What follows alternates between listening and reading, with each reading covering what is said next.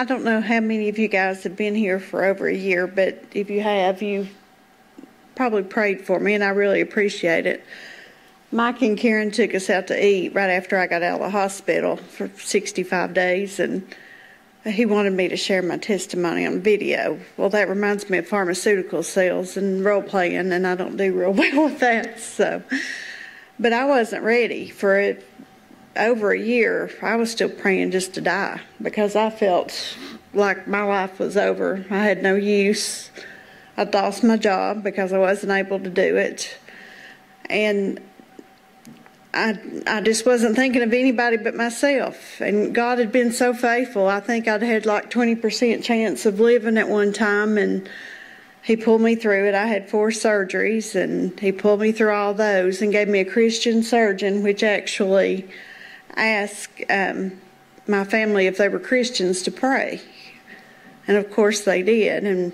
And I had a fantastic 4, and my number 1 sitting right over there. Greg he took a month off and held my hand, and I don't even remember a lot of it. But after the first month was over and they started sending me to get a trach out, and then I had to learn to breathe again, I had to learn to walk again, and he came every night and we watched our shows, or if he just had time to come by and give me a kiss, that was just amazing. Having a Christian mate is more than anybody can ask for. But I still just could not find my purpose. But little did I know that 3 or 4 years before this happened to me, God already had a plan. He had brought a grandchild, well actually 2. I hadn't really got to know the second one when I got sick. And that little one was 2 years old, and sometimes I give her credit for saving my life because she kept me smiling. My daughter in love, I say in love because I think in law is a dirty word. So she just brought joy to us, but I still was so empty and just can't find my purpose. I see her over there now. I didn't know she was here, my daughter-in-law. But she was so good to me, and Greg has just put up with more than any man should ever have to. But I was used to having a career, and that's who I had defined myself to be, was a career woman. And I wasn't really a mom or a wife. It was all work. And I went to Job, and I saw where Job was a righteous man, and I thought, well, I wasn't righteous, I wasn't terrible, but, God puts you on a different path sometimes. And Debbie Hodges and I had lunch the other day, and she said she didn't think I'd miss a minute of the time that I spent with my grandchildren. And I had Heidi this weekend, and she is such a joy and such a blessing.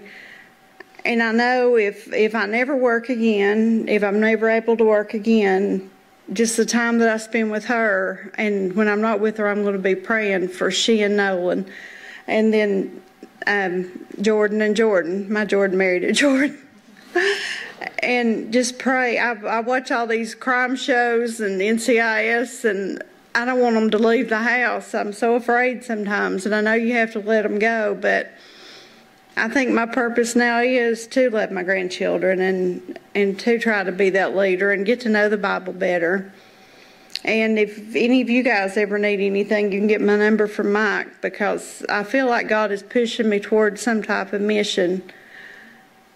And I just am so thankful that I was given this opportunity, and I would have never quit my job and my career. And that was something that she brought to my attention too. I would have never had this opportunity had I not gotten sick. So I'm just thankful for believers and for Mike and Karen, and especially my family. They mean everything to me. And sometimes I don't understand. I worship God and I fear God, and I have the love. I can't understand the love part sometimes, but I do understand how I love my kids and how my Father loves me. And I know Jesus loves us so much more than anyone here on earth can love anybody. So I'm working on that one. And I still have my bad days, because I really felt like I was sitting in heaven's waiting room just waiting to go on.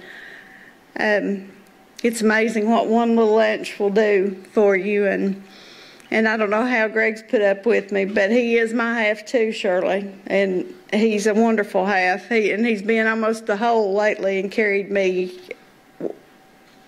just about every day since I got sick. But if you guys will keep praying for us and just let God lead me, pray that God will lead me to do what I'm supposed to do. And I want to be a godly wife and grandmother and mother in love and mom.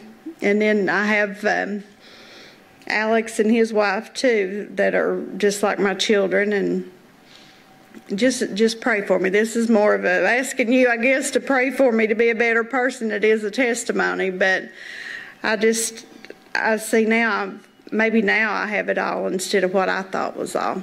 Thank you. Thank you, Kristi.